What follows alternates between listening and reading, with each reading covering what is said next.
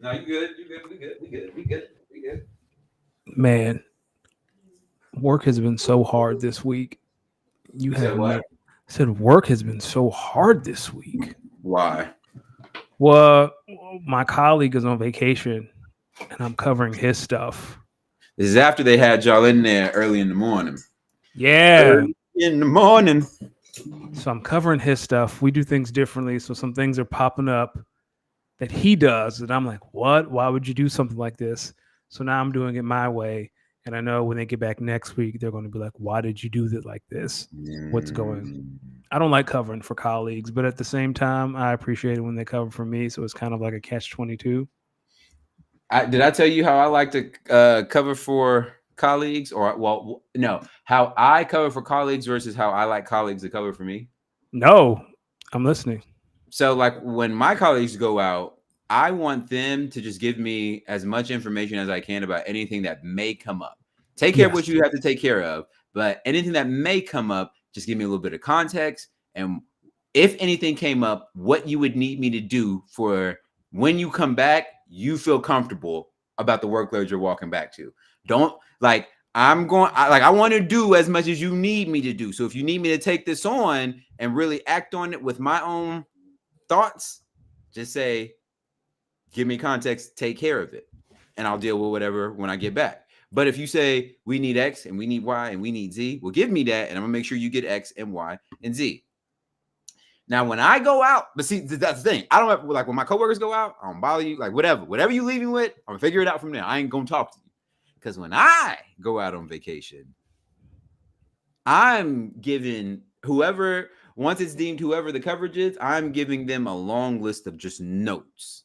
Like, I'm gonna take care of everything that I can up into 5 p.m. on the very last day, and then after that, I'm gonna write some long notes.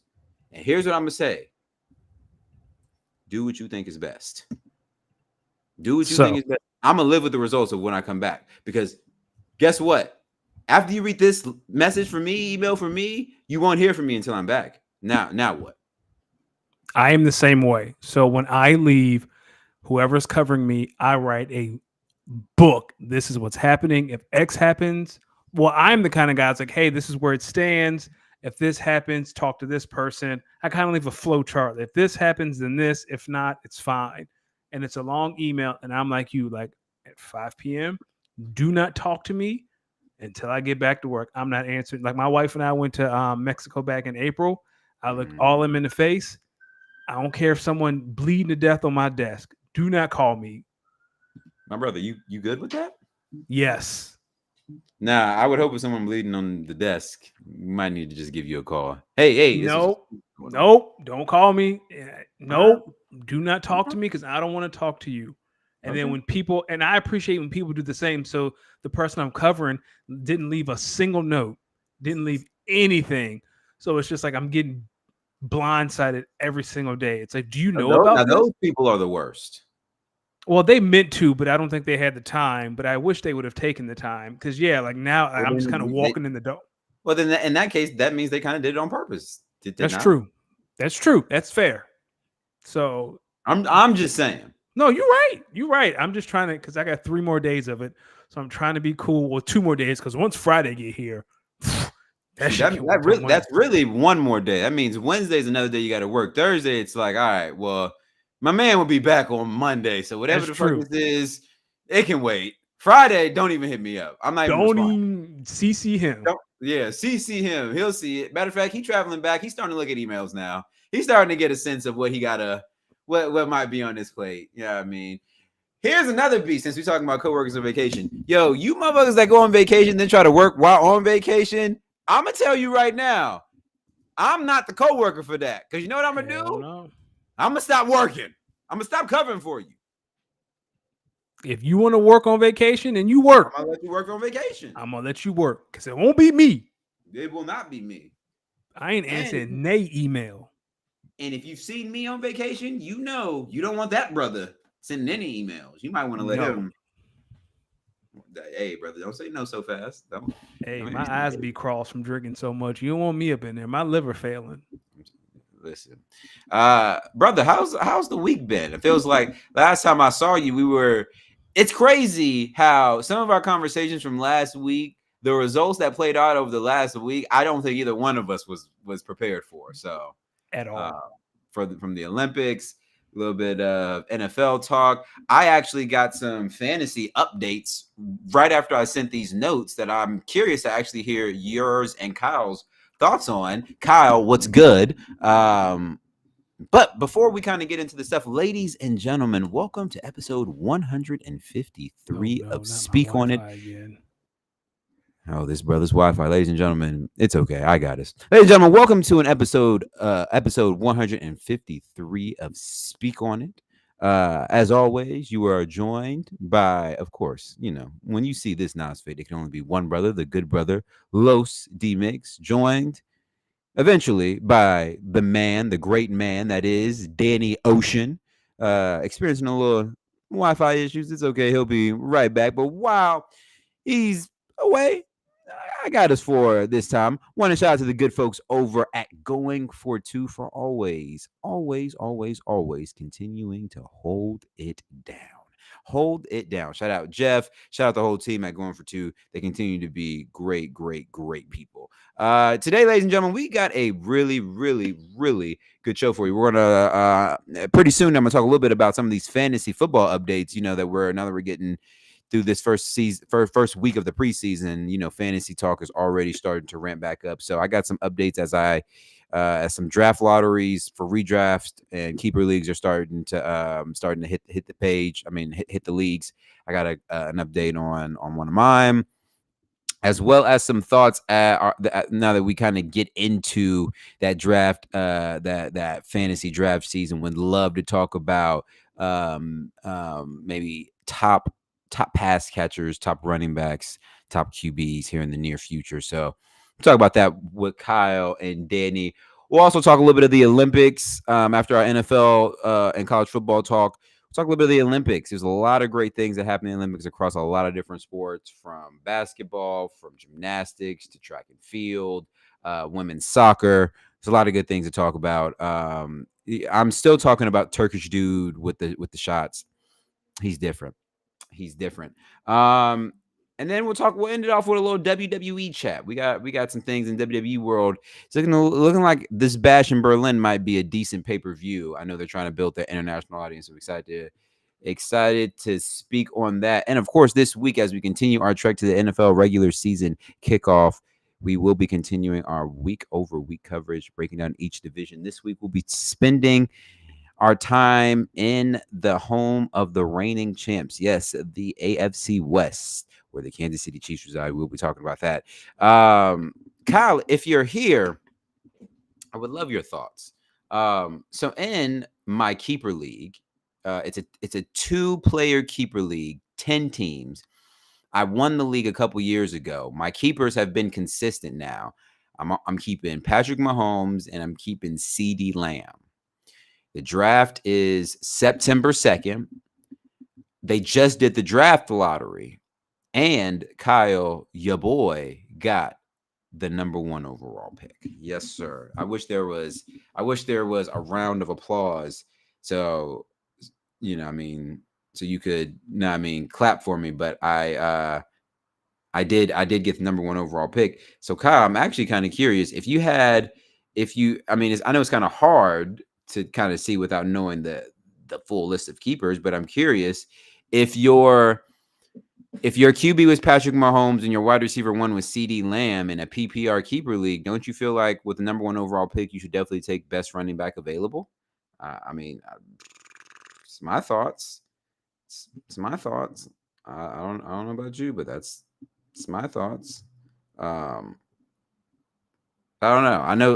I know like a Christian McCaffrey or someone won't be there, but maybe somebody like maybe I don't know. I don't want to say Devin Singletary. Maybe someone in that maybe Kyron Williams range if he's there, Rashad White if he's there. Maybe that tier running back, I doubt I'd get someone like a Saquon or a CMC. The guy who has CMC, he has Saquon and Christian McCaffrey and Njoku, James Cook. That could be another one. Um, okay, so Kyle says I would think so, but it also depends if any of the top tier wide receivers are available. Who do you expect will be the best running back in round one? Um, I think someone like a Rashad White, someone like a Jonathan Taylor could be another one. Um, I could maybe see a Jonathan Taylor. Maybe even let me tell you something. If Bijan Robinson's there, I'm going crazy because the guy who's got Bijan also has Amon-Ra St. Brown and Josh Allen and Jahmyr Gibbs. So, I'm intrigued. Danny came back at a great time. So, uh, I'm chatting with Kyle. So in my keeper league that I won, it's one of my more expensive leagues. Winner gets about a good piece of change. But I won the league a few years ago. Last year I had one of the better offenses, but I was in a tough division. It just with a few injuries. I got bounced in the second round. Anyway, they did the draft lottery today, and your boy got the number one overall pick, right? Oh, Yeah. My two keepers in this league are Patrick Mahomes and CeeDee Lamb. So I'm okay. asking Kyle, it seems like my most obvious choice, the number one overall pick, would be to take the best available running back. Kyle says he thinks so, but it may depend on if any top tier wide receivers are available. It's a keeper league, so it's hard for Okay. me to see um, who people's keepers are. Um, Oh, so you can't see who people keep? That is very interesting. Not until like the draft. But Oh, but wow. there's like there's a day that everyone has to set their keepers by, or else like the, the computer would do it for you, I guess. Okay. Um, Kyle says, but I guess even if they don't, one of Bijan, Abumrah, and Jahmyr Gibbs would be available. So take whoever they let go. And I'm telling Kyle, I'm going through some rosters, right? I'm just going to start naming who I deem as the three best players on people's rosters, and you tell me who you think may be the one person they decided to drop. Okay. Um, Here's one roster. Roster one: Saquon, Christian McCaffrey, a tie between James Cook and Chris Olave, whoever you would deem as the third best player out of those, as the I'd best probably player out of drop. those two. I'd probably drop. I'd definitely keep in CMC. It would be between Barkley and Olave. I want to keep Barkley, but he's not healthy. I don't know if I want to risk my keeper on Barkley. But again, Olave, Derek Carr's throwing to him. Like what a Here's roster number two.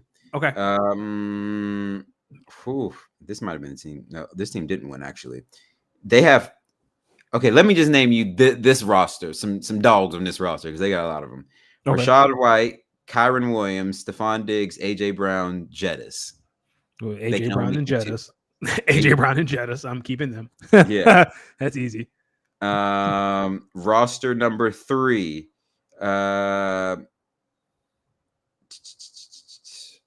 they got a few dogs on this one. CJ Stroud, Kenneth Walker, Tyreek Hill, Debo, Devontae Adams, Josh Jacobs. Hill and Adams. Um, Another roster four: Dak, Jonathan Taylor, Joe Mixon, Cooper Kupp, DJ Moore, Jalen Waddle, Brandon Ayuk. Mm, definitely. Who's the running back you said? That was a lot of names. Jonathan Taylor, Joe Yeah, Mixon, definitely Jonathan Taylor. I don't Cooper know, Kupp. man. Like, it might be. I don't know about Cooper. It might be Ayuk. It depends. Is Ayuk in Pittsburgh or is he in San Francisco? So, roster number five. Technically, I'm roster number five. So, but I'm keeping CD and Patty. Yep. Roster number five: Josh Allen, Bijan, Jahmyr Gibbs, Amon-Ra St. Brown. Wow, they really went Amon-Ra and Jahmyr. That's hilarious. Zay Flowers, Trey McBride, Aaron Jones. They also have Deontay Johnson. Yeah, I agree. I agree with everything Kyle said in the chat. That makes sense. So if Josh Allen, can you hear me? Yeah. Okay, I'm just frozen on my end. I swear I pay my Wi-Fi bill this month. Yeah, whoever they don't keep, that roster is loaded with Yeah. talent. It appears. Roster number 6. Whew. Yeah, I can see why this team didn't win a lot of games. Puka Nakua, Drake London, Brees Hall. I guess I'd keep Brees and Puka. Yeah, I don't know. They don't know if they got anyone else to keep. Tony Pollard, DeAndre Swift, the other players. Oh, another one. Okay, I can tell you who he's going to keep. One person going to keep is Jamar Chase. That's his best player. Shit, he might as well keep Devonta Smith. I keep Chase and Smith. Those are 2 best players. His running backs are Chuba Hubbard and Austin Eckler. His next best receiver is Calvin Ridley. Yeah. Nico Collins is on his team too, but he ain't doing nothing with that. Yeah, he ain't doing nothing with that. All right, roster number whatever. This guy fucking stinks. I hope he's not watching. Oh no, if he is, I hope he is, because this is piss poor drafting. Derrick Henry, Michael Pittman Jr. should be his keepers. George Pickens may be like a distant third. Wow. This guy's team fucking sucks. Last team. This guy's got Jalen Hurts, Najee Harris, DK Metcalf, Christian Watson, and Jordan Love. Okay, wow. I see. See, that's why I'm advocating for no divisions, because the first side of those first teams I was mentioning, those are all teams in my division that I play like a few times a year. And I keep telling them, yo, it makes no sense for us to have divisions, because our division is like dominating the other side. Like, it's not like, if I would show you like interconference matchups, like we may have lost a total of like 5 or 6 intra-conference matchups since I've joined this league. I hate when that shit happens. That's the worst. Then I feel like that happened in one of the redraft leagues we were in, right? When I first started, it felt like that. Yeah. Like you and I were in that conference. It was just terrible. Not terrible, like it was just tough. And the other person on the other side was just getting, yeah. So, I don't know. It feels like I'm with Kyle. I think whoever that guy drops between Bijan, Amon-Ra, and Gibbs, because he won't be able to keep all 3 of them. How long has this league been around? Well, this league was around longer. Like, I just joined a couple seasons ago, and they've been rocking. I can look in the app right now, Kyle. I can shut the hell up. League info.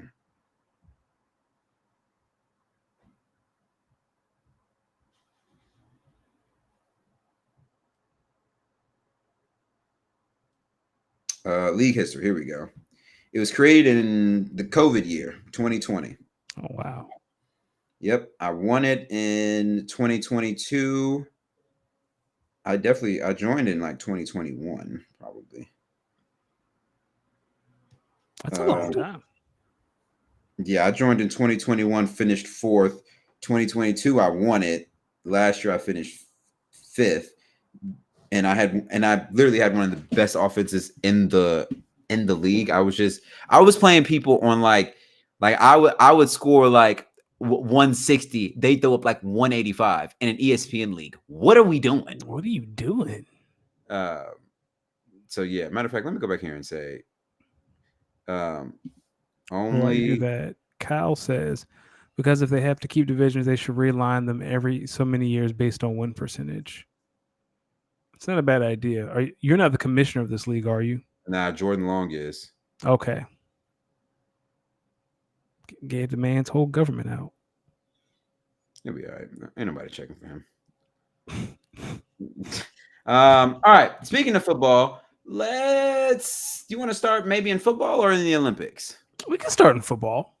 Okay, let's start in football. So the college football preseason top 25 came out. What are your thoughts there? The only big thing I had, and maybe I missed something. So if I did, someone can check me.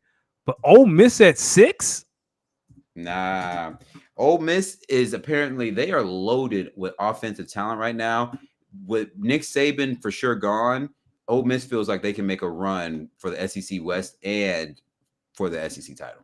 So I missed something. Okay, that's me. That's why I asked. I looked at the rankings. I was like, okay, like I knew Missouri had some momentum last year. Like everything kind of made sense to me. And then I was like, Ole Miss at 6. Whew. That seems ambitious. Yep, Ole Miss at 6. Of course, Georgia at 1, Ohio State at 2, Oregon at 3, Texas, Bama at 5. So that's interesting that they're still valuing the respect of the program and the roster to keep them at 5 even without Nick Saban. 6 is Ole Miss, 7 is Notre Dame, 8 is Penn State, Michigan, Florida State is top 10. Some other notables: Mizzou's at 11, Utah's at 12, Clemson's at 14, Tennessee's at 15. Oklahoma State, and Kansas State is 16, 17, 18. Iowa's 25, NC State's 24, Kansas is 22. Other people that are receiving votes: Virginia Tech. Shout out to my Hokies. Shout out to my Hokies. The ACC is weak. I feel like the Big 12 and the ACC are just like, you're going to get into the college football playoff because you got to. But I feel like everyone's going to be like, yep, we want to play. Not Virginia Tech necessarily, but especially the Big 12. Like Utah's the best team in the Big 12 right now. Here's what I'm going to say right now. ACC, Virginia Tech winning the ACC. See y'all in the college football playoff, baby. Go Hokies. I mean, it should be Virginia Tech in Florida State in the ACC championship game. Why would somebody try and tell me Miami is a team that can make some noise? Who keep falling for the Miami, the banana in the tailpipe? Who keep falling for that? He is a Miami fan. Keep saying first. One of the things he said was, when has Tech ever won an ACC championship? And I was like, yo, what? Did they just win it? What's his face? Tyrod and them. Yeah. And trust me, everyone in there was like, what the fuck has Miami won in the ACC? Miami ain't been shit since they went to Adidas. And I'll die on that hill. Ever since they went to the Stripes, the uniforms suck. Say what? Ever since they left the Big East. Ever since they've had some success in the ACC. What success? What ACC titles have they won? What they did? That's true. What they did? That's true. I don't have a rebuttal. Speaking of which, after playing enough NCAA 25, I might have been wrong about this 12-team playoff. Maybe it might be lit, depending on the matchups that we get. Okay. Like some of these first round matchups might go crazy. What if you played? So, what's the most exciting college football playoff game you've played? Let's see. So it's funny enough, before I got on here to chat with you, I was in the process of starting another offline dynasty so I can keep practicing my skills. But my other offline one has been with the University of Houston. Yeah, I remember that. We maybe like mid last week, I won my first national championship with them in year 2. After only like 2 losses. I mean, this team was stacked. But in the first round, we played Clemson, and I believe it was no. It wasn't. It was the year afterwards. It was in my 3rd year, the year I just finished, and I'd lost in the Big 12 championship game to Baylor after only losing like 2 games all season. One of which was to Texas Tech at home, and the other one was to Southern Cal at Southern Cal. So I go to Clemson, and Clemson and me get into a shootout. Not gonna lie, the first 2 quarters. First half, I mean, it is like they scored, I would score. They scored, I would score. Next thing you know, we're going to the half, tied up 21-all. Okay. Oh, second half, I blew their doors off. I'm not gonna hold you. I mean, I think I scored like 24 unanswered points, and then I just started. I mean, I won big. You gotta run the score, right? Now, does that account when you play NCAA 25? Because you got to get style points if you beat a team down. Does that matter in the game? This was in the college football playoffs, so now we just went into advance. Oh, now you just went into advance, and I was at Clemson, so I was like, I'm not letting y'all get momentum and come back. So then the next game, I'll tell you a little bit about this journey. The next game was against Baylor. Got them boys the fuck out of here. I got my revenge on a neutral field when there's Listen, neutral field. Oh yeah, beat up What on it. was the final score? It was like 55-24. I Oh beat up on shit! All it. right. I beat up on it. I was mad about that other game. Then the game after that, I played Texas Tech. That was actually a really close game because they are very up tempo. I think I won 35-24, 35-28 in that range. Then I was in the college football, the national championship game against Georgia, fam. Not good. I think I lost by a touchdown, maybe two. Oh, okay. They got me Took the us. fuck out. They got me the fuck out of here, though. I ain't gonna hold you. Still tight about it, but it is what it is. There's always time to redeem yourself. I'm gonna start another offline dynasty. I got two other online dynasties. So you know about my SMU. I can tell you because I just finished that season actually while we're here. Yeah. SMU finished 9-4, third in the ACC. We had a chance to make it to the ACC championship game, but I lost my last game of the season against Cal. Kept me out of the ACC championship. Went to the Fenway Pinstripe Bowl against Memphis. Won that game in the snow, 9-4 to end the season. Good first year. Wait, where were you playing in the snow at? Where is this game at? It was the Fenway Pinstripe Bowls. Hold on. Oh, that's in Yankee Stadium, right? Yeah, I think so. Hold on. Okay. Yeah, it is in Yankee Stadium. Yeah. Well, I was getting them the fuck out of here. All right. But did you hear about Jim Harbaugh and the punishments the NCAA came down? The biggest joke ever. My camera is malfunctioning, but I am using air quotes when you say the word punishment.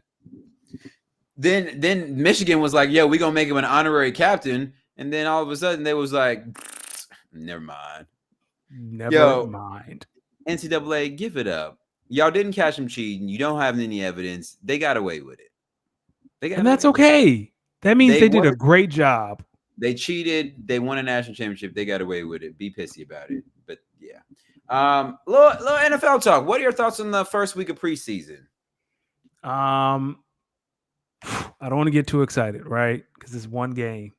Oh but that boy Caleb Williams. Woo! Woo! Yeah, he ain't nothing. Woo! Come on now. Come on now. He ain't nothing special. Come on now. Yeah, he ain't nothing special. That's hate. That's hate. That's you saw some of the things. That's preseason offense. That's preseason offense. I'm just saying, and I know it's preseason defense. I get it, but the throw to Swift for the screen, and then the throw he was running right and throws it. Whoo! That's hate. That's hate. I wish you could see my face right now. That's hate. Yeah, I don't really. I mean, I got one take, but I'll let you go first. Here are my preseason. Here's my thoughts on I'm gonna start with the Packers. Listen, they nice.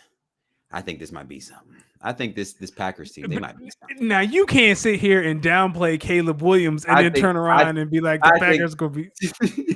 The fuck, listen. I don't. You know what I mean? I'm someone. I don't like to really project my biases. That would never be me. But after watching a little bit of the Packers preseason game, I'm saying this team has what it takes. I think we got to get a little bit healthy at the running back position, but Jordan Love, this receiving core, that's how it's supposed to look. That's my first take. Okay. Second take. Let's see. Dallas. Y'all should go ahead and pay Dak Prescott. I seen them backups behind him. It ain't it. Did you watch the Rams game when Sean McVay was on the headset and it was 4th and 3 and they motioned into empty and Sean's like, oh, empty on 4th and 3. That's interesting, Mike McCarthy.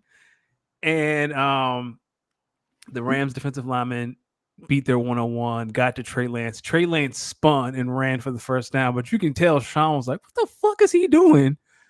Like, I'll send you the clip. It was hilarious. He was probably like, yo, you doing this right here in preseason? Like, you dead ass right now? Sean was like, oh, that is interesting. I'll find it and I'll send it to you. Listen, do you think coaches use the preseason to just try out like random fancy plays?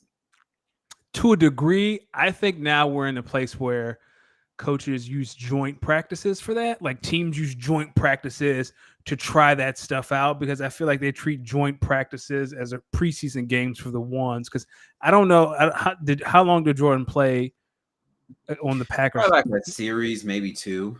Because I know Jalen didn't play a snap. Like the starters really didn't play for the Eagles against Baltimore. The Ravens didn't play Lamar, but I know the Eagles, like they were in New England today, and Jalen like had like 30 reps, right? Like they're treating, and I don't know if that's a league thing or if that's an Eagles thing because that's a Nick Sirianni. He's been doing that since he got there. Like he really won't play his starters in preseason, but he'll use joint practices as like a tune-up for the starters. Why is the NFL trying to stop fights in practice? That's football. That's football. Now, I think that what they're trying to stop is DK Metcalf swinging a helmet at a teammate on live TV in the background. I think that's what. Yo, let me ask you something. You think Metcalf might be kind of crazy? Yes, 1,000%. Like I feel like DK Metcalf might be the kind of guy who would jokingly say he drinks blood, but was dead serious. He's a dude that'll say it again. I smack the shit out of you. And oh, that kind of crazy, 100%. Oh, here come Kyle with the hate on Caleb Williams. All right, man. Pull it up, please, for the people watching. So Kyle says, what did Caleb Williams do? I agree. Kyle also goes he threw a screen pass that went to the house. I'm saying, Kyle, that's what Justin Fields did last year, and everybody hated him. Kyle, all right, y'all. It's my mother. All right, y'all can hate all right. you want. Let me want. tell you about some rookie quarterbacks that was making a little bit of noise. JJ McCarthy was out there kind of doing his thing a little bit. He was. I was shocked. He got hurt. Listen, I was watching that Vikings. Who was it? Vikings Raiders. I was watching that Vikings Raiders game because I was spinning a little bit of music while it was playing. I was particularly watching when Jetta was on the headset talking with the announcers of the Vikings as they were kind of like calling the game. And man, let me tell you something. The Vikings got some wide receivers in that wide receiver room that can play. JJ McCarthy was throwing some dimes. I mean, they look pretty. They didn't look too bad at all. Shame that he got injured. Like he has a torn meniscus. What are your thoughts there? What do you think this means for Sam Darnold? Who's signing up to watch Sam Darnold play football? I'm sorry, Minnesota. They've had. I think I saw something like the young man passed away. One corner is out for the year. Like they have had a rough 5 weeks, and it sucks. It's tough. It's that they're at the point where they're already kind of feeling like their season's already going downward before it even begins. Because you're already the third best team in your division behind Green Bay and Chicago. I mean, Detroit and Green Bay, and you're fighting for fourth against Chicago. Well, I don't think they're really fighting Chicago. Chicago is the fourth best team by a good margin. Can I give you my preseason hot take? Talk to me. Jalen Carter, Defensive Player of the Year. I'm ready. Speaking of defensive players, I'm not going to disagree with that. Another person who probably wants to win Defensive Player but has to take a defensive practice snap first is Hassan Reddick. Listen, weeks ago you mentioned this to me, and I didn't know that he was traded there and that he still didn't show up. Today, or maybe yesterday, he has formally requested a trade from the New York Jets. So, Danny, as we continue to cover people like Brandon Ayuk and Hassan Reddick who are trying any which way to get fired, I want to ask you about a time that you requested a new role after asking for a new role right before. Oh, you want to know what I did to get out of it? Because this has happened to me before. And also, the Jets are not a serious organization. I was in a position. My manager and I were not getting along. I wanted out. I had started exploring other roles. It did not work out. And then one day, my manager was wilding on an email to me. And I said, thank you very much. I forwarded to HR and used it as leverage to get the role that I wanted. Now, when you say you used it as leverage, what did you kind of tell HR? I said, do you expect me to work under this? Does this sound like a manager to you? Would you want to work under this? How would you respond if someone emailed you talking like this? You don't think they went to your manager and was like, "Yo, WTF"? I'm sure they did, but the damage was done. Mm. Can you talk to me about what they was saying, like in the realm? You ain't got to say word for word, but Yeah. So they were accusing me of, what did they say? Oh, I had made it was a very reasonable request. And they're like, you always push back. You're always questioning. You're always like, you always got something to say. Mm. And I was like, word, for that bad boy to HR about. So basically, she was trying to say, why you always got an opinion? Yeah, in a non-professional way. So I forwarded to HR. About 3 weeks later, they said, "Hey, we got this opportunity over here. How does that sound to you?" And I said, "Sure." And the transition started. Now, tell me about those 3 weeks.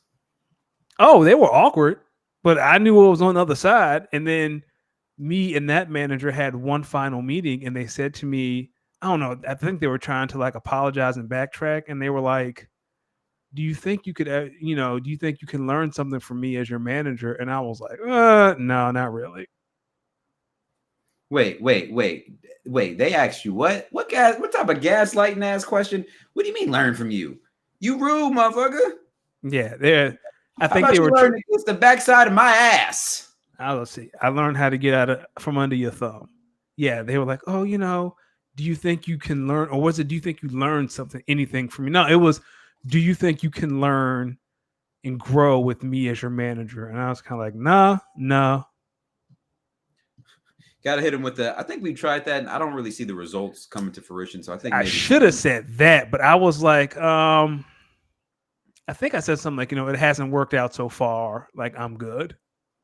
See, here's what I be thinking. I be thinking sometimes you got to be a little spicy to let people know something ain't working here, and it damn sure ain't me on this one. Well, what I really wanted to say was, if you got to ask me that question, then we both know the answer. Well, that too.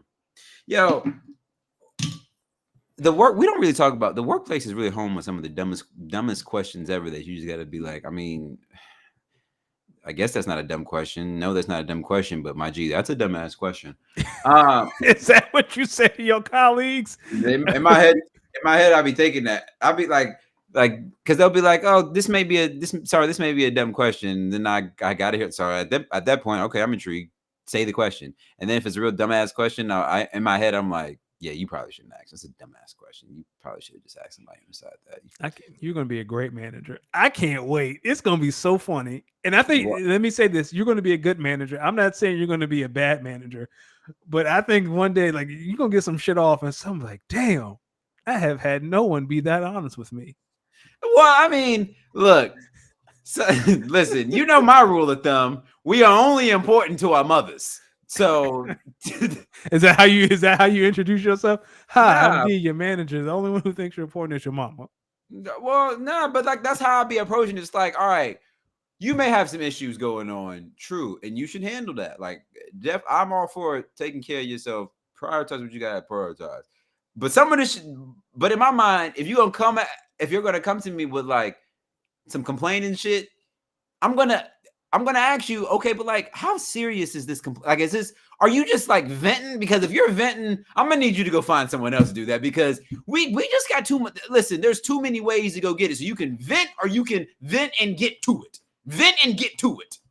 Go complain while you're taking action about what you're complaining about. I love those people. Straight up. The people who start complaining and just be like, you know what?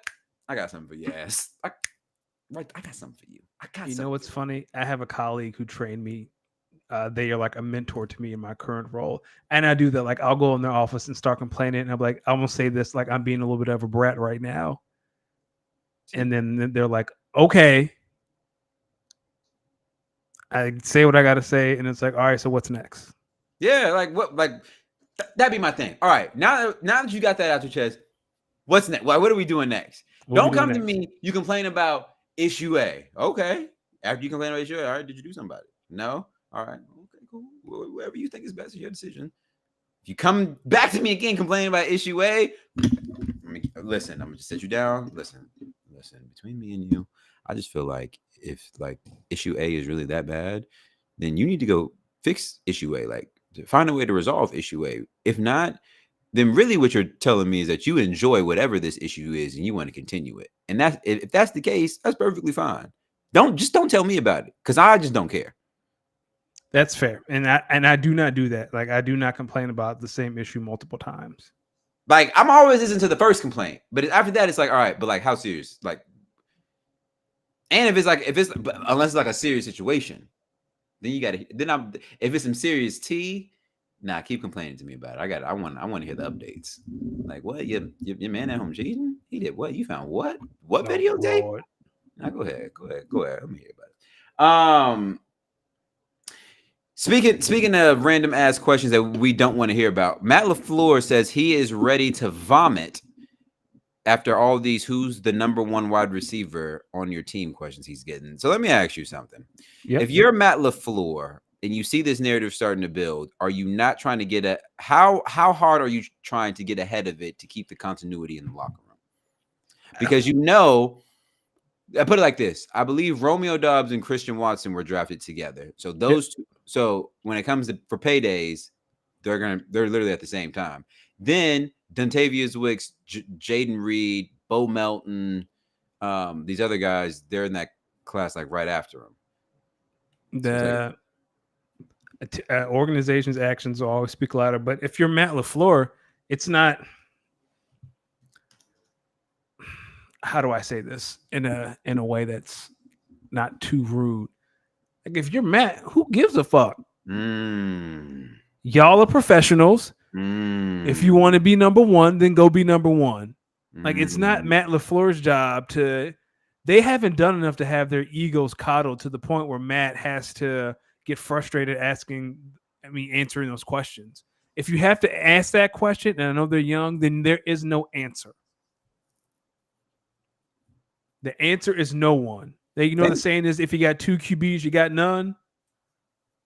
But I would also say, look at the offense that's being ran. Is a number one wide receiver even good for this offense? We have so many really, really good wide receivers. Eventually, one of you will just separate yourselves as the go-to guy, but that doesn't mean the guy right behind him isn't just as good. Exactly.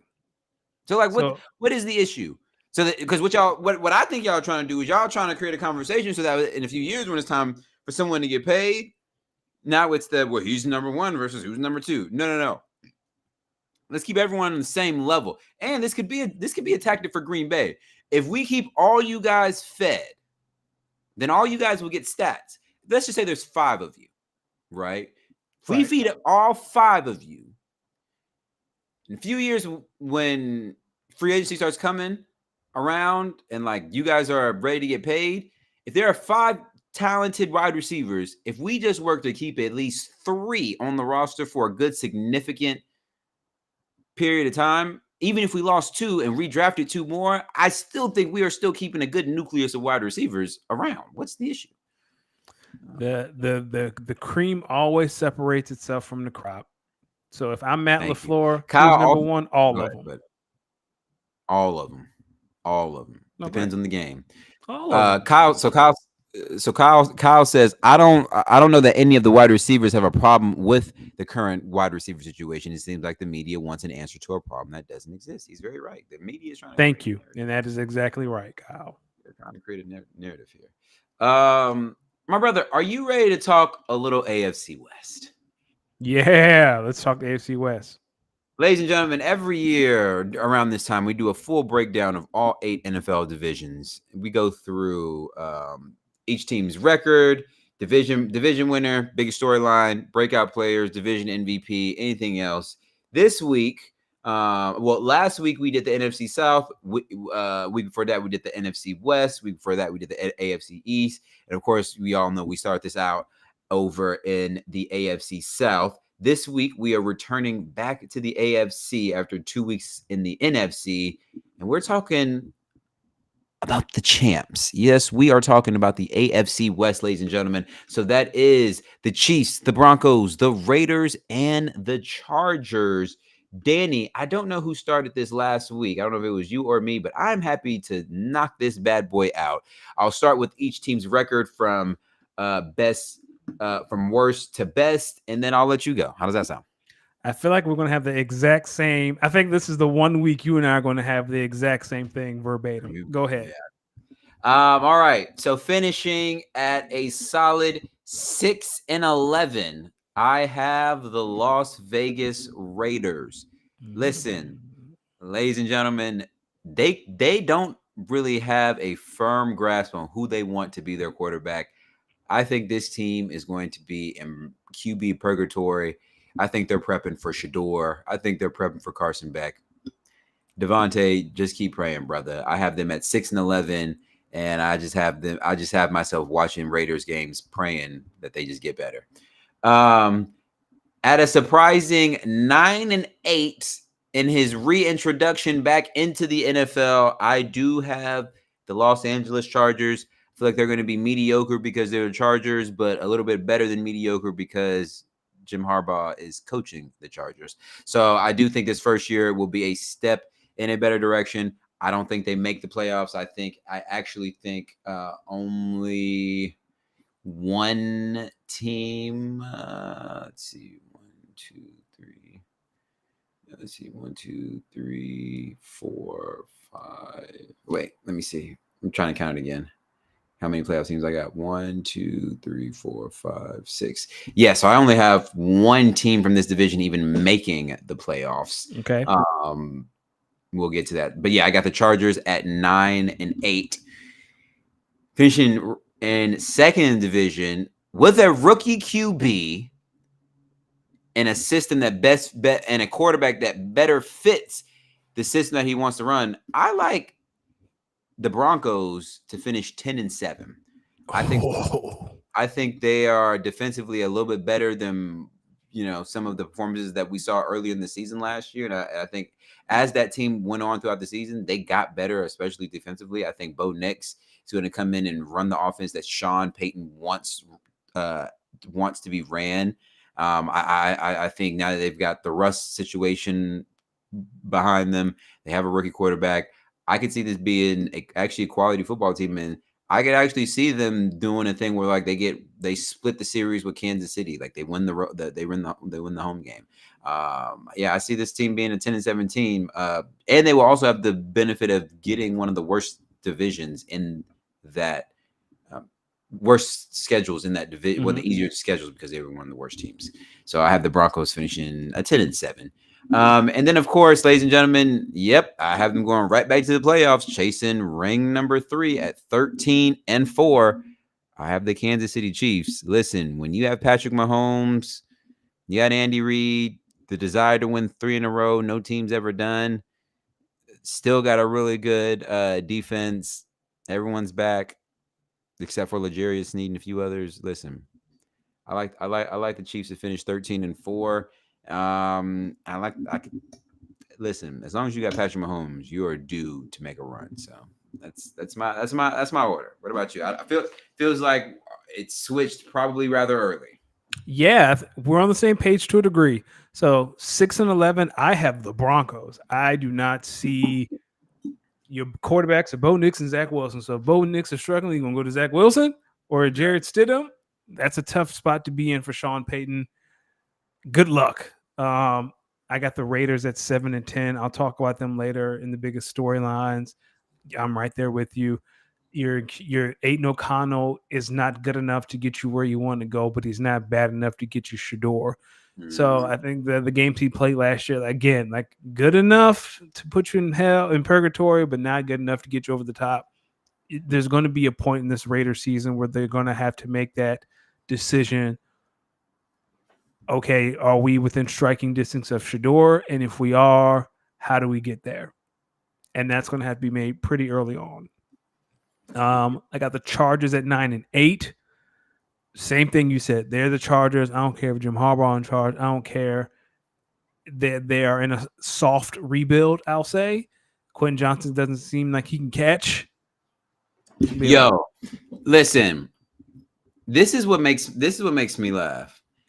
Everyone was talking about some. I can't wait for Quentin Johnson year 2. Like he's going to make all you guys eat your words for doubting him. And everyone was like, "Yo, I'm watching the product on the field. He is a wide receiver who struggles to catch the ball. I promise you, these critiques aren't just coming out the blue. Boy, were the critiquers right. That's why sometimes you gotta throw a little hate out there. The hate to balance it out. The Hey, hate and failure will balance out success and awards.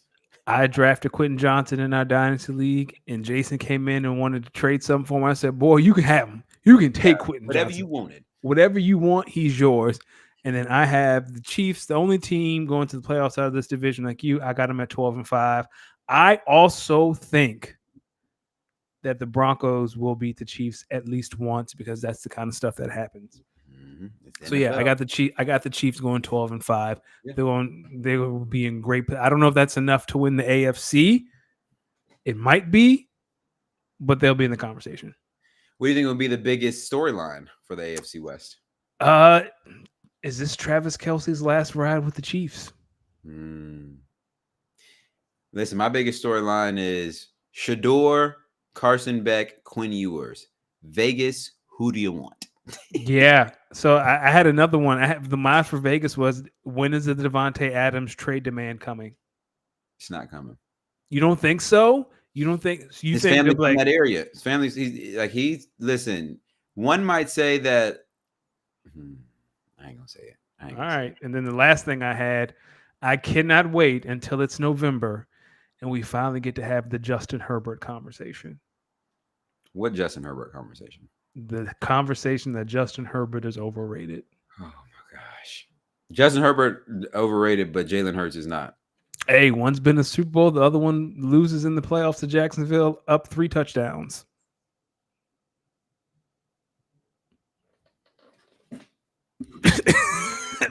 Like, what we talking? Wins are not a QB stat. But that Super Bowl was 2 seasons ago. It's a "what have you done for me now" league, and y'all's QB didn't look the hottest last season. So wins are not a QB stat, but you should be able to point to wins that you get because of your QB. But then you can't use one made it to the Super Bowl because he didn't win. You didn't let me finish my statement, but you should be able to point to games where your QB won. I can point to games, the Bills game last year. Oh, brother. See, this is... What does Justin Herbert do well, but he's a great passer? What does Justin do well? You're doing gymnastics to make Jalen All right, Hurts then. What makes Justin Herbert top 5 and Jalen not? Arm accuracy, ball placement, the ability to throw from any angle, the ability to move in and out the pocket to make plays. I mean, what's that? What's you that? Don't come in and break Peyton Manning's record because you a scrub. And what does that get you? What does that got in them? Well, I thought you said QB's wins team success isn't indicative of QB, play. Kyle says the biggest AFC storyline so far this year has been the Chiefs wide receivers. Xavier Worthy breaking the wide receiver dash record. Rashee Rice suspension, Marquise Brown injury. Hollywood Brown was probably the biggest preseason story from week 1. I still don't really fully understand what happened to Hollywood Brown. I'm going to be honest with you. Danny, the Chiefs won the Super Bowl. I don't. I just know the Chiefs won the Super Bowl during a rebuild, and I use that loosely, and they won the Super Bowl, and now they have legit offensive weapons. They're doing what Miami's doing, but just better. What do you mean by that? So, Miami's offense is just built around speed. Like, which one gets a bunch of fast guys and run around you. Well, Chiefs kind of have the same thing. Xavier Worthy, fast. Rashee Rice is fast. Hollywood Brown. Oh, wow. He dislocated his shoulder, Hollywood Brown. But Hollywood Brown is fast.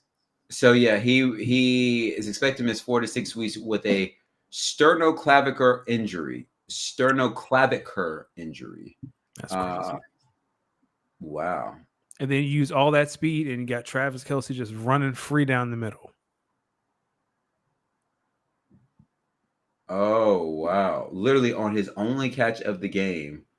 Kyle said a muscle attached to his clavicle. Yeah. I think. Oof. Andy Reid told reporters that Brown suffered a sternoclavicular joint dislocation where your clavicle comes into your sternum and was hospitalized for further evaluation. He spent 1 night in the hospital before being discharged.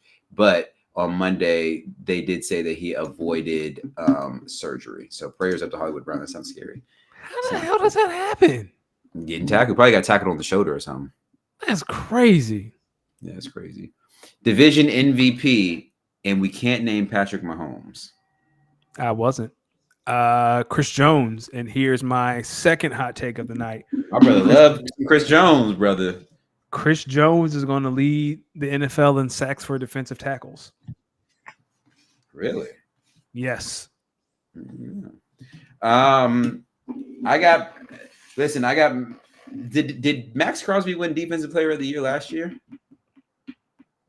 No, he did not.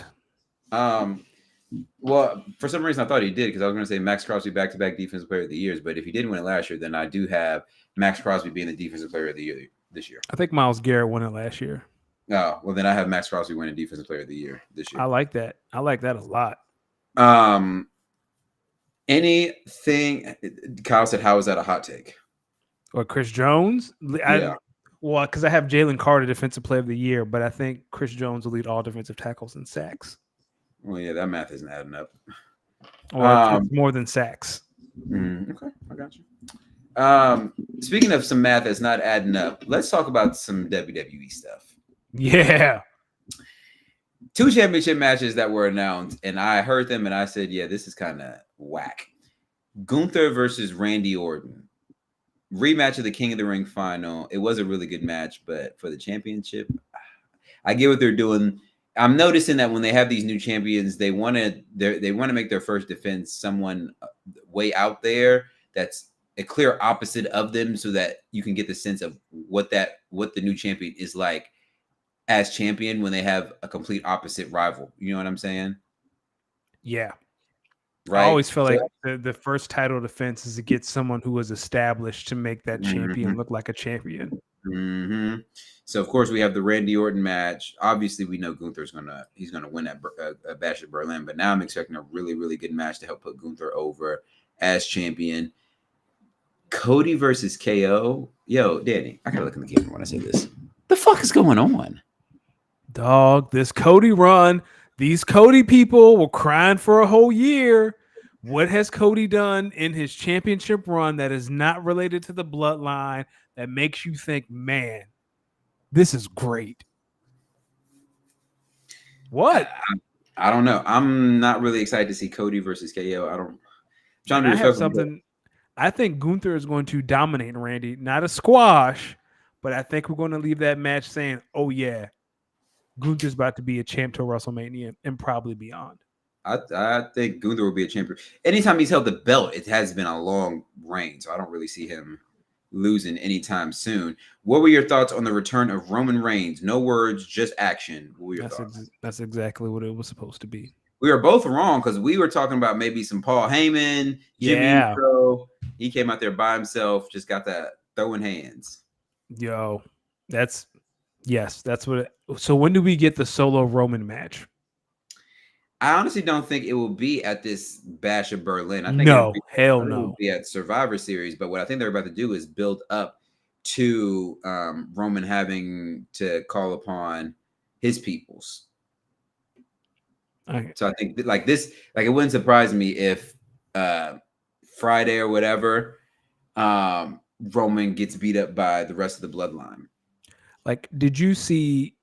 I forgot when this interview was. It was definitely early, maybe WrestleMania last year, and Paul Heyman was like, "Oh, this bloodline story is only like in the 3rd inning. Like, we have so much more." And we were like, "What are you talking about, Paul?"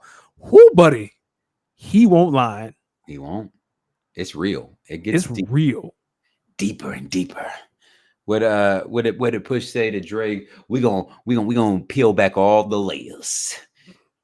We don't really talk about how disrespectful Push's tone of voice was when he finished Story of Adidon. He's got to laugh and talking about and you upset. Well, I want to see what it's like when you mad. Then we talk about Not Like Us, and we should, but man, the Story of Adidon. You are hiding a son. You are hiding a child. Let that boy come home. That's crazy. That's crazy. Damian and Rhea versus Dominic and Liv Morgan. I want to take a real quick time to acknowledge the premium milk and display in this match. Listen, we're going to see 2 of the best women wrestlers get it on with the accompaniment of Dom and Damien. Dom's wife is the strongest woman on earth. Yo, them live bars, it makes me wonder. Yo, matter of fact, didn't she just get divorced? She's saying I'm kind of. I think she broke up. Rhea just got married. So Rhea Ripley got married like earlier this year. But Dom's wife is the strongest woman on planet. Well, she probably knows. Oh. So Liv Morgan stated that she is single and on the open. Oh yeah. Oh yeah. Okay. So Liv was supposedly dating Bo Dallas or something like that, but I guess they broke up. So Liv Morgan actually Bo Dallas. Bo Dallas or somebody, but apparently they Liv Morgan is single. Dominic Mysterio's he got married earlier this year, so I think he's holding it down for which makes this whole angle funny because do you think Rhea went to Triple H and was like, "Yo, I'm married. I can't be doing this." No, so actually I was listening to something and Rhea was talking about how she appreciates how her husband doesn't get jealous and how she could not do the same if the story were switched. Like if her husband was in a storyline like this, how she would be a little jealous. I will say, you saw Jay making a move at Rhea, and I bet you Naomi was like, "Hey, Hunter, knock that shit off," because we ain't seen Jay since. Wait, say what? Remember 2 weeks ago? We saw Jay. We saw Jay. I saw Jay last night talking to Sami Zayn. Yeah, but he has not gone anywhere. Remember a couple weeks ago they tried to slide in. Jay was like, "Oh, what's Rhea's number?" And Damien was like, "Oh yeah, go holla at her or whatever." We ain't heard none of that since. Well, that's because I think they're trying to set Jay up to eventually help out Roman. And Naomi said, "Hunter, knock that shit off." Oh, you think that's what happened? I mean, and she returned to SmackDown last week. What is your conspiracy? My conspiracy is that they were trying to put an angle where Jay was going to hit on Rhea to make Dom jealous. Do you remember that segment? Yeah, I remember that. That was we talked about it. Yeah, and we have not seen Jay anywhere near Rhea since. I'm not going to put that on Dominic and Rhea. I'm going to put that on Naomi saying, "Hunter, no. We not doing that." Nah, because why are you trying to make my boy Jey Uso sound like he a punk? Jey Uso hold it down. Or Jay said, or like my boy Jey Uso, he the type, I mean? Hey. Or Jay said, "Hunter, I am not comfortable in this kind of storyline," because we know Naomi is his wife on screen too. So you mean, oh, that's true. Like we as the fans know that they are married. That is not a secret. But we also know that Rhea Ripley's married, so. But her partner doesn't work in WWE. They don't share a screen together. They don't share. Touche. What do you think about that? Thoughts on Braun Breaker versus Sami Zayn in that 2 out of 3 falls match last night? Goes back to what we said about Gunther and Randy. You gotta give the new champ someone to beat that makes it seem like they're ready to be champ.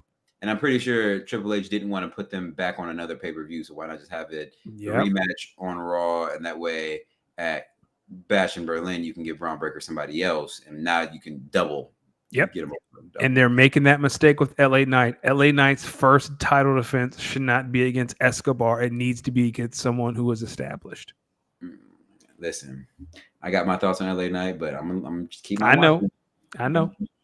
CM Punk versus Drew McIntyre. It's turned into the funniest beef that I may have ever seen, because I'm at a point now where I don't even know if these guys legitimately don't like each other or just don't like each other and you got over whatever beef they had. I don't think they like each other. I think this is real, because we know Seth and CM Punk don't like each other in real life. Still. Yeah. I mean, Seth's gone for a while. Like, they wrote him out. Like, he's gone for a while. I don't know how you keep... And Punk will be here for a while, seems like. I don't know how you keep the Drew Punk thing going without Seth. Keep him fighting. I mean, how much can you fight? Because usually this ends in Hell in a Cell, right? Like, well, it'll probably end with one of them going on to face Gunther and doing a little championship run there, and the other one will probably be okay. So CM Punk gets a match against Gunther. Drew ruins it for CM Punk as payback, and we keep this thing going. Okay. Yeah. Could be. I mean, could be. That's my thoughts. That's my thoughts. What were your thoughts on the women's team? The women's we're shifting over to the Olympics. What were your thoughts on the women's national team versus France? Was that not one of the scariest games you think they have ever played? Did you so before did you watch that game? Yeah. It was scary, and props to France. But I swear, I have never seen so many missed layups from Team USA. And Asia was 3 for 11 at half, and I swore she missed like 5 layups. Sabrina missed a wide open layup. Like if they make their layups, they win by 20, or you're up double digits in the last minute, and it's not even close. Like forget the turnovers, forget the foul trouble with Jackie Young running people over. If you make 5 of your layups, what are we talking about here? We don't get in this situation. But it was a great game, though. It was shout out to France. It was an excellent game. They did everything they could to dirty that game up. Both men and women. French. Yo, listen. You know what's funny is finding out more so before and during the Olympics how much the French do not like Americans. It's not a race thing. It's like the French do not like Americans. Nope. Like the way white people in America don't like blacks, French treat Americans like the whites treat the blacks here in America. Dead ass. They don't like us. Don't look. They shouldn't. You think so? No, they shouldn't. Why? Because we seceded from them. We said, y'all eat beans for breakfast. Get us the fuck out of here. I'll down that here. I'll never listen to someone eat beans for breakfast. This is France, not the UK. Yeah. I mean, that's the thing. Kyle, you are well versed in French culture because you live in Canada. Don't they be eating beans for breakfast? Kyle, do you eat beans for breakfast? Kyle, do you eat beans for breakfast? And yes, Kyle said, to be fair, most people don't like Americans. 100% agree. Yeah. I don't like Americans, and I live here. Yeah, that's true. But yeah, it's just so it's funny that ironically, somebody that the French hated the most played both their men's and women's national basketball team, and both of them lost. Both of them by heartbreaks. Women lost barely to a dynasty. The men lost what should have been a game that they could have won. But Steph Curry said, no, not today. That boy, I got emotional watching that game. Steph Curry different. Let's listen. Like the shot over Wemby, my God. All right. Go ahead. I might get that and put that in my office. Yeah, you go ahead, frame that. I might put that like right here behind me. Go ahead, throw that up. For me, the biggest thing, and we can get back to the women's in a second, but the thing for me, I was thinking watching the men's game, 2028 is going to be nasty. We're gonna have some dogs. We're gonna have some dogs. No, I mean nasty in a bad way. Who on the men's roster in 2028 do you think can lead that team? Now, granted, we have FIBA. AD and KD will probably come back. We'll have Ant-Man. No, not KD. Okay, AD will come back. We'll still have Ant-Man. We'll have Tatum, Jaylen Brown. We'll have some dogs. Derek White will come back. Drew Holiday might come back. Anthony Davis, okay, he'll be 35. Okay, KD's 35 right now. Okay, I'll buy that. So you got Ant. Like it was very clear, crunch time. It's LeBron, KD, Steph. In 2028, who is it? KD, Tatum, Booker. I think, yeah, Book low key, and this is coming from a Book hater. Like Book kept that team steady when they needed it. Because he's a good player. It's you watching some of these players, you'd be like, damn, he's really good at basketball. And then you're like, well, he also plays in the NBA. Then the next thing you be thinking about, damn, it's crazy. He ain't won no championship yet, and he's like nice. And Book was playing defense too. Like I don't think we talk about Book's game on that front that much. Like Book, like if there was a most improved, probably because for the Suns, he don't really get asked to D up anyone. They just ask him to put the ball in the cup. That's true. But yeah, I think Devin Booker had a great Olympic. Like that's a great point. I forgot about Devin. all in all, shout out to the men's and women's basketball teams, gold medal. Shout out to the women's soccer team. That was one hell of a match versus Yeah, Spain or Brazil, Brazil, excuse Brazil. me, Brazil. And that was a hell, like that goal. I was so hyped. That one goal, because that was the one that we needed. That was Yeah, the one that we needed, the only one that we needed. So shout out to the gold, their first gold since I believe 2012. yeah. No, did they? No, Mega. I'm thinking World Cup. Yeah, so their first Olympic Well, they gold didn't medal. win the World Cup either, did they? I'm not sure. I'm I not love sure. when Kyle Black, great job, guys, and we still going. Good night, Kyle. Kyle Black, great job. I gotta go. And then on the track, Noah Lyles, he won the 100, but Yep. got COVID. He came in bronze in the 200. But I'm not going to even, I don't even care. Listen, if you had COVID, prayers up to you. If you didn't have COVID, that's funny stuff. Leslie Tobago. Wow. You know, he's one of the top 5 fastest men at 200 meters ever now. Really? Yeah, he ran like 19.4. See, I'm not hip on the track times. I Yeah, just watch Danny, it. Yo, he fast. I tell people I was talking to a few of my friends during like the track portion, and I asked them, yo, which record do you think will be touched first, 9:58 or 19:19?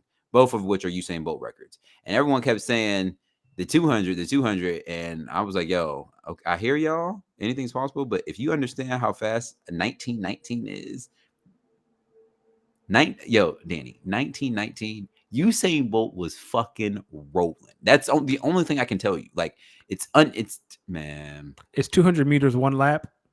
half a lap. Half a 400 lap. meters is Is full a lap. lap. Okay. Yeah. Speaking of 400 meters, go ahead. I was gonna say, do you think Noah Lyles calms down on the trash talk now? Well, I think at this point everyone's got to put their guns down. Both sides got to put their guns down because both sides won a gold medal. So Well, Tyreek Hill said he raced Noah and he's faster. okay, I need everyone to realize that Tyreek Hill used to run track, and Tyreek Hill is like a 10.0, maybe 9.99 fast type sprinter. Would he beat Noah Lyles? He'd give him a run, but what I'm really trying to say is Tyreek Hill can talk that type of talk, and y'all can shut the fuck up because Tyreek Hill, if you know him from his track background, y'all got to shut the fuck up. Y'all know what y'all talking about. Let him talk. I'm just interested. I wonder if that Ant-Man story with Noah is real because I think it's real. Let me ask you something. How hater was that bar? I don't even think my hating brain could have came up with that type of hate. And that's why I think it's real. That's why I think the story is real because you don't make up a hate bar. That hate come from the heart. He said that boy ain't even been to an NBA finals. Why would I go to his shoe drop? Yeah, like he was like, who is this little nigga? Yo, he was hey, maybe that was why Anthony Edwards was in that commercial shooting the hoops talking about fuck buddy. Oh, did you see the ad they released when he won? He got the whole world in his hands. Did you see that? Yeah. That showed some heat. It's not bad. It's definitely not bad. It's all right. Shout out to the U.S. track women. They dominated a few different races: 4x1, 4x4, 110 hurdles, 400-meter hurdles. I mean, jumps, distance. Listen, the U.S. women's national track team was holding it down. The men did their thing too, but really want to shout out the women. They did their thing. Did you see the stat that U.S. women accounted for 65% of the gold medals the U.S. won? Pool in the track. You see it. We got them hitters. I want to shout out. This is not really a shout out. This is a get your fucking act together alert. U.S. men's 4x1. At some point, we just got to get this right. At some point, we got to stop fucking this up. Talk about it. Like, at some point, y'all have to. At some point, it's less about. At some point, your pride as an American and your pride as a professional track and field runner has to come into play. Get the stick around the track. Here's the craziest part about this. Noah Lyles was on the 4x1. Yo, the 4x1 had the fastest fucking time going into the final. It was clear they were the favorite. So yes, if I sound a little pissed off, I fucking am. Noah Lyles was on that 4x1 team. He gets COVID, can't run. Okay, cool. I want to let everyone know Noah Lyles was the anchor leg. Okay. They changed the order of the entire relay. But Noah Lyles was the anchor leg. Ladies and gentlemen, ding ding. What do you think if you miss your anchor leg, what do? Just get a new anchor leg. You change the whole order? And you see why Christian Coleman ran up on Kenny Menard like that. To you people out who ain't never ran a relay, there are steps that come when you're running at that fast. There's usually the runners, if you saw that tape they had across their chest, that's what that's for. You have to have a certain number of steps. It is different between each person because you don't want that other person running up on you because that other person is flying. So you need to get out and they need to catch you. Boom, stick. We here. This is not hard. High school teams do this. College track teams do this. It's professionals. Come on, man. Y'all listen, man. Strictly speaking, the Japanese should not be beating us. 4 black people. All right.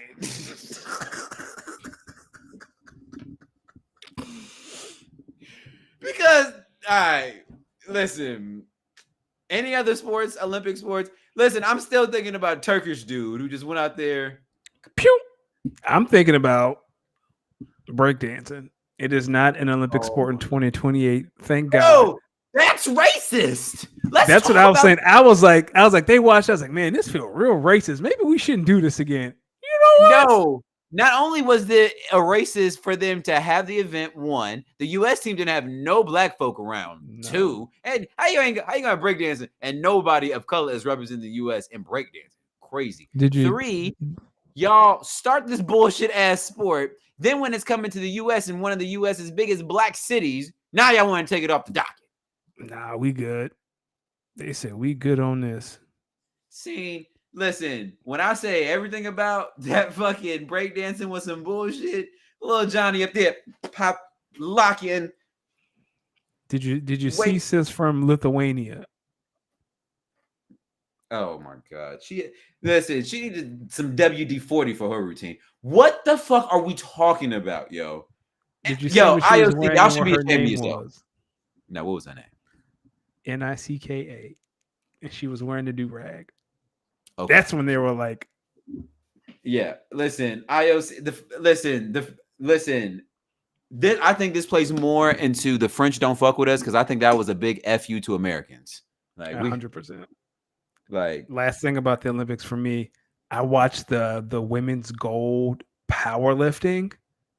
My God, I have never strong women. Units. They were some units. And not like in a disrespectful way, like admiration that you can do that. Listen, think they got some fullbacks in there? Some people they could power clean me. That's what they were doing. Me and then some. You know what's funny? Those are the type. Yo, listen. Men use ego to pick bad battles, right? Bad fights. Yep. But some of the women you're talking about, I'm thinking about it from the women's perspective, and I'm thinking about what would the girl say to one of those type women that would make one of those type women put some hands on just a regular girl? Because you know what happens. Because one of those type women have had to fuck up a pretty bitch before. I had to fuck one up real quick. Just to let them know. So you got to know what did she do to make them so mad? Like the girl from Egypt, I don't know how she didn't win. She made it look so easy. Like every lift, she made it look super easy, and I was like, shout out to the boxer. Listen, if enough people call me a man, I gotta beat a couple bitches' ass to let them know I am not a man. Not only that, but she is suing. She said, no. J.K. Rowling, bring that ass here. Elon Musk, yeah, come here. She was like, oh, y'all think I'm a man? Watch this. I'm gonna beat these bitches' asses. Show y'all I am a woman, and I'm gonna sue y'all. And I'm gonna take Oh your man, money. the jokes write themselves. Jokes write themselves. Now, here's what I'm gonna say. Shorty had a strong jawline, so Good night. listen. All right, I'm gonna say it to you when we finish, but just know I'm not saying. All right, ladies and gentlemen, listen. Yep. Thank you for joining us for another episode of Speak On It. 153 episodes. Boy, we are rolling. I got to get back on my Marvel watch list from a few weeks ago. I stopped because I've been playing a lot of NCAA. Didi, this marks the first episode where your camera has just been malfunctioning, but we held through. We held it down. Good thing it's the audio adventure for the people. Yeah, I am definitely buying a. It's audio adventure. Listen, I had a DJ set over the weekend that went pretty well. I played on this week. I played on my new DJ controller on Saturday at my gig. It was a really good gig, actually. It was a really good gig. Did I send you that mix from Saturday? It's like 2 hours. I don't know if I did. If you want it, I'll send it to you. I don't think you did, but I know you went live on Saturday. Yeah.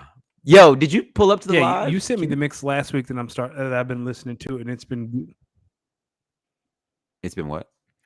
No, I did not pull. I saw you went live, but because I was hoping to hear I can hear you. I was hoping to hear what the live sounded like, so I could know yeah, yes, brother, I can hear you.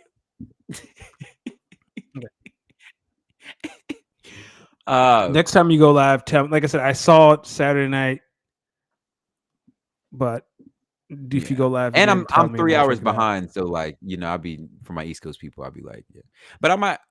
I'm gonna start going live more often, just like when I practice, because that might be better. I think people like when I practice.